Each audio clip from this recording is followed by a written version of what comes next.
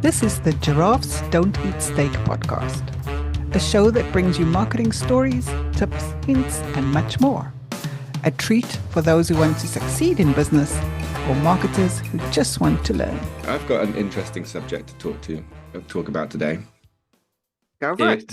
It's the differences that I found, and when I say I found, I'm pretty sure you found as well, working with different types of business. So a business that is, I don't know, let's say a larger organization that you're not working with the direct owners of a business. So you're working with an MD or a CEO versus a smaller business. Or it doesn't necessarily have to be a smaller business, but you're working directly with the owner of the business. And when the owner of the business they started the business because they have a speciality in whatever it is that they do.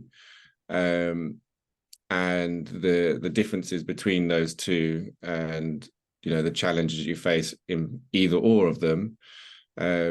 So I thought that would be quite a good one to talk about, because I'm sure there's quite a lot of listeners that have seen that difference or have maybe an opportunity coming up where they're thinking about jumping ship to a smaller business where it's just a business owner, or the other way around.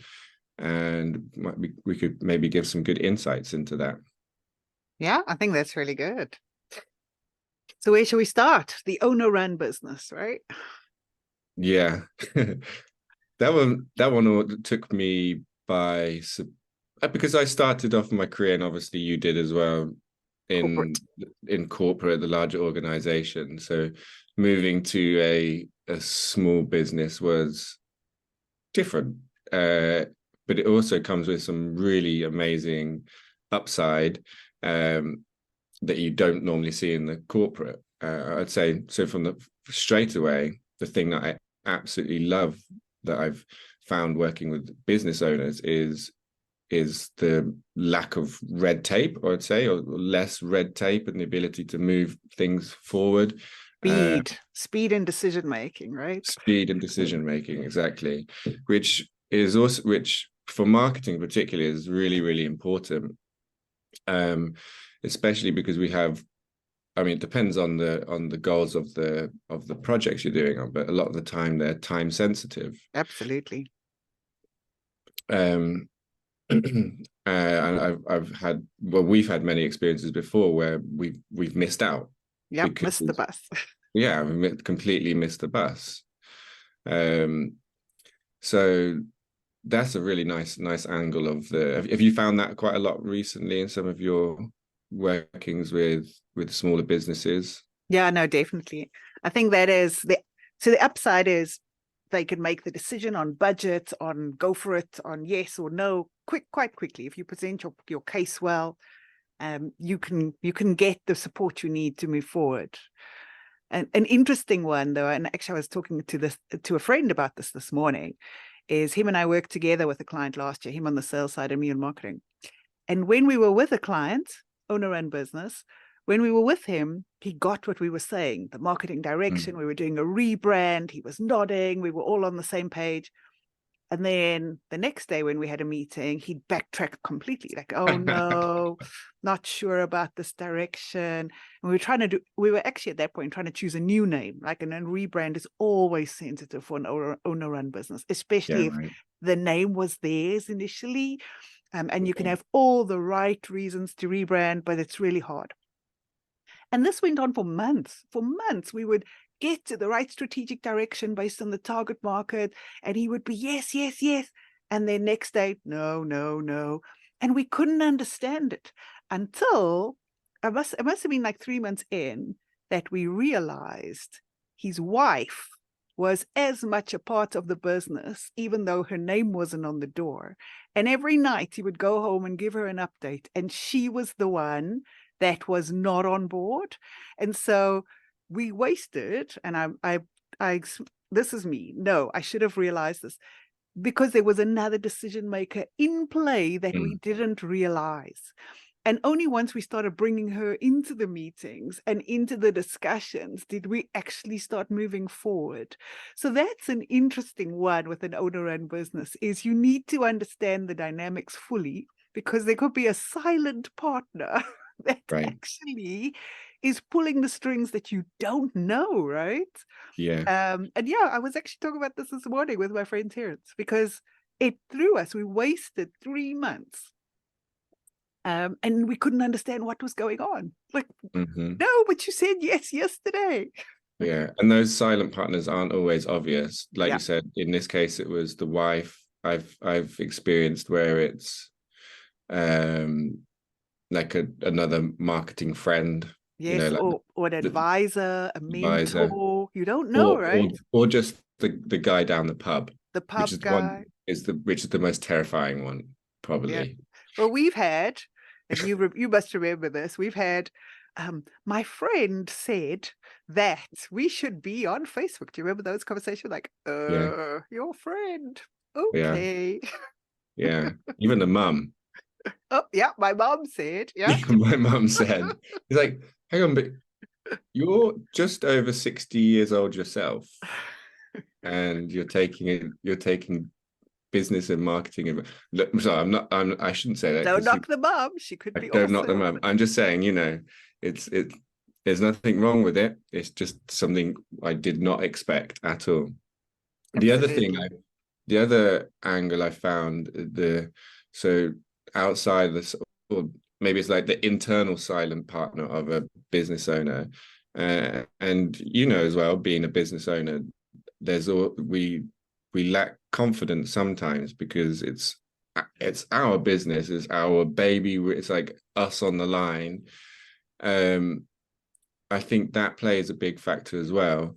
Something that I found is it's easy to come into a business or a product and really shine light on it and give it a bit of a marketing spin, which is always optimistic. It's not pessimistic. It's showing our best foot, right, as much as possible. And I found that with some business owners, it's like, oh, maybe that's a bit, we're promising too much, or it's a little bit too much. Imposter syndrome, right? Imposter syndrome, yeah, exactly. So I found being in a meeting, even with the rest of the team, everyone's vibing. It's like, yeah, that's really, really good. Even the owner's like, that's good. I'm going to leave it with you guys because, you're on the ground. And then, there's nothing around the topic for, it could be 24 hours, it could be a week, but suddenly like something pops up. Maybe we could, let's just tone it down a little bit.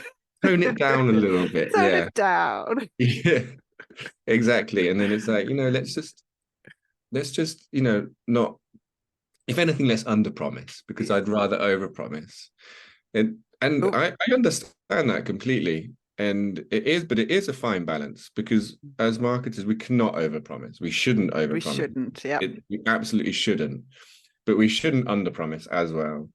And it needs to be the middle ground of really showing your best, the best part of you, right, as much as you possibly can, but without stepping over that line. It is a very fine balance, and I understand the difficulty of a business owner in that sense. Yeah. So what's the key here, Alex, with working with any business, right? Especially a owner-run business, is exactly what we always start with: understand your client. In this scenario, it's your client, exactly right? That, yeah. Make sure you know who's in the room. Yeah. Get to know the personalities. I think that's also important, because, as you say, each personality is different. Another thing I struggle with owner-run businesses is LinkedIn, for example, because and I know that the best activity comes from a personal profile, not from a business profile. But then a personal profile will need to be that owner. He or she is the face of the business. They need to be the voice. But if they're not wanting to be in the spotlight, if they're not comfortable with that, they're not going to want to do that. They're going to, oh no, post on the business page. Then your marketing efforts are are stunted a little bit, it's much harder. Not Yeah. impossible, but harder. So understanding that personality of your clients, your owner, is vital, and taking the time to see who else is in play, how strong are those other influences in the decision making, and as you say, they may not be obvious. No, you're I think exactly. you do more, isn't it? It's the same work you would do with a corporate, but in a corporate, you know to do it. You know to do the work. Yeah. When you join a corporate, you take time to understand your stakeholders, your role players, because you know there's a team decision. But with the owner-run business, maybe the risk is your assumption is it's just one man or Yeah. woman, Right. and you don't take the time to realize the influence. I see what you mean. I see what you mean. So yeah, in a large organization, you can already see the people.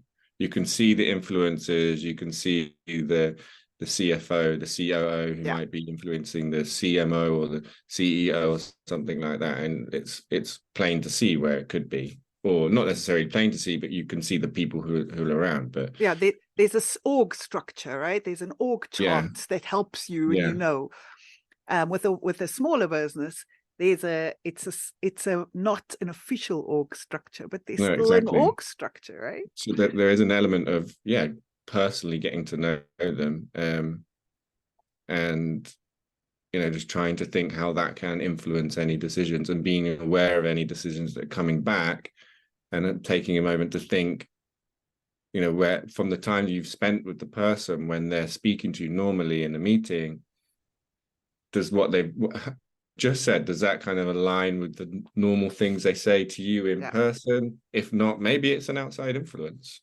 Maybe not, but it's something to consider. But the other thing that is really, really nice within an business Owner-run business. owner-run business is the level of, again, it depends if this is your thing, but the level of autonomy is much higher, right? Can be. It can Can be. it Again, can it's be, personality types, right? yeah, yeah, and it depends on the experience of the owner-run business. If they depends what area they come from, right? If they come from a marketing area, maybe they'll be Then you're more, stuffed. yeah, We've had that. We've had a yeah, marketing expert boss, right, who wanted yeah, to tell us every single thing we did. yeah. Or someone And who wants to become an art marketing expert oh yeah, overnight. or someone who's what this was my favorite. I watched the Simon Sinek video, Yeah, and this is how I want to do it. yeah. I watched the video. Yes, I watched the Simon Sinek video, and now I Yeah. know everything about marketing. Yeah, it's quite it is an interesting note. You have to be more on your toes, I think. Or you have to be thinking a lot more independently, I guess, and trying to understand the dynamics. There's a lot more visibility of what's really going. This is actually quite a difficult one. I think it's the same. I think our Yeah. assumption is it should be different. But if we actually analyze the work that you should be doing, right? Understanding who you're working with, what their personality types are, how they like to make decisions, what Mm, information they need to be comfortable, because that's also different, right? If someone needs a lot of detail to be comfortable, you got to produce detailed reports and whatever. But if that bores them, and they want bullet points, you need to adjust. Now that applies in a big business or a small business. It's the same, right? You need to yeah. spend the time. I think our learning over the years has been, we assumed with the smaller business, you didn't need to do the same amount of work. And that's the mistake, because you do. Yeah. And the personality type is a big play, and that's whether it's whoever's leading you in the big organization, because you have a reporting line. Although in Mm, most of our big organizations, we've had matrix reporting lines, right? So you report to two different people. So that's a whole different kettle of fish. You've got to do yeah. everything twice. But in a small organization, you may have a single reporting line, but you still need to know how they like to work. Yeah. And it can go either way. You can have the micromanager who puts in 4:30 Friday PM meetings just to see how you're doing. Still haven't let that down. Nope, I still have not. And you know how much I love 4:30 Friday PM meetings. And or you could go the other way, right? You could have the person who's quite happy as long as you're delivering to let you do your work.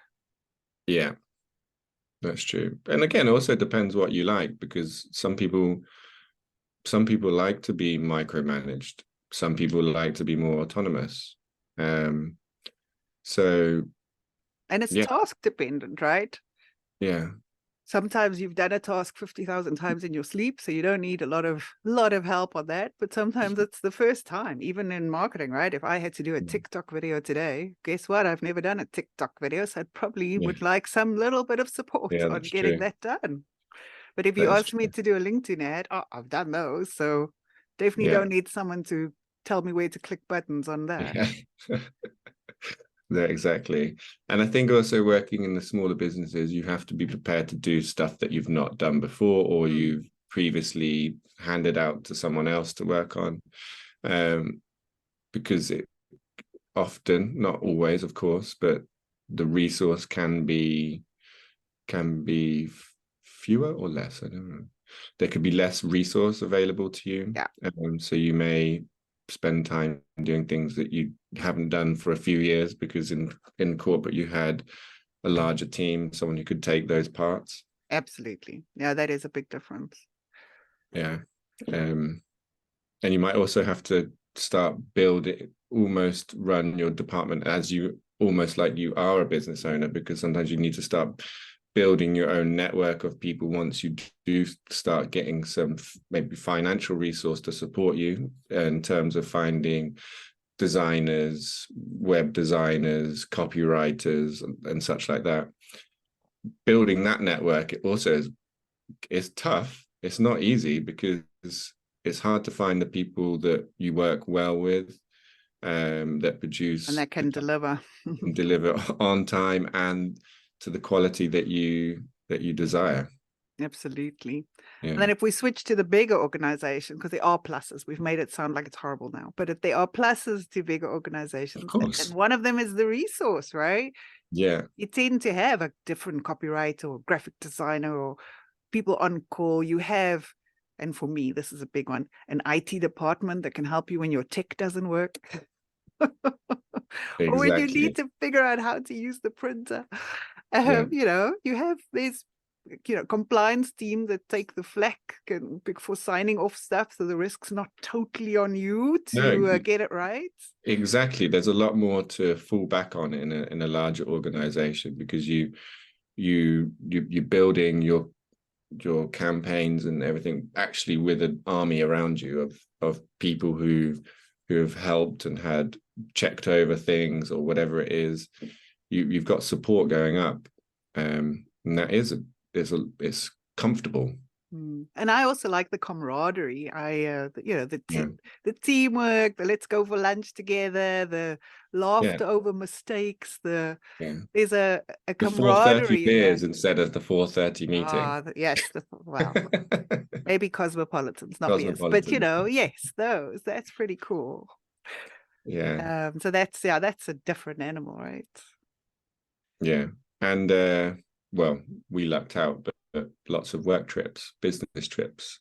Yes, yes. If it's a large organization, you have offices around the world, having nice business trips. That's a plus. I like that. Especially when you work with a nice team, right? Then it's even Yeah, better. exactly. And Yeah, you can sit next to them on the plane. Dreadful. Never ever do that again. Never sit next to them on the plane. Nope, sit far away. Yeah. Awesome. Well, tips, Alex. How are we going to close this off? Well, I think What suggestions can we make to help our listeners? I think first of all, you need to understand who you are as a person and what is important to you. Are you looking for more autonomy? Are you looking for, or would you prefer more support in your day-to-day activity? Are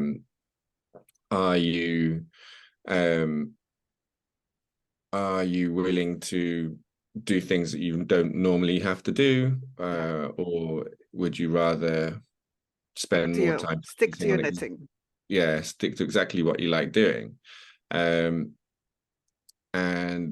then either way, if you're in a large organization or a small organization, like you were saying, again, remember who you're working with, think about the wider field of influence, and understand how that might be influencing ideas or suggestions from other people or mindset. So that would be my advice. Yeah, I think you got it spot on. Just treat every job the same, do the same amount of diligence, whether it's big or small, and make sure you know who your stakeholders are. Love it. Awesome. Well, great chatting as usual, Alex. I'll talk to you soon. You too. Chat soon. Bye. Bye. That wraps up this episode of Giraffes Don't Eat Steak. Thanks for joining us. I hope you found value in our discussion and got some new ideas to apply to your own business. Tune in next week for another round of marketing insights and inspiration. If you enjoyed this episode, please leave us a review and subscribe on Apple Podcasts, Spotify, or wherever you listen to podcasts. We appreciate you listening. Catch you next time on Giraffes Don't Eat Steak.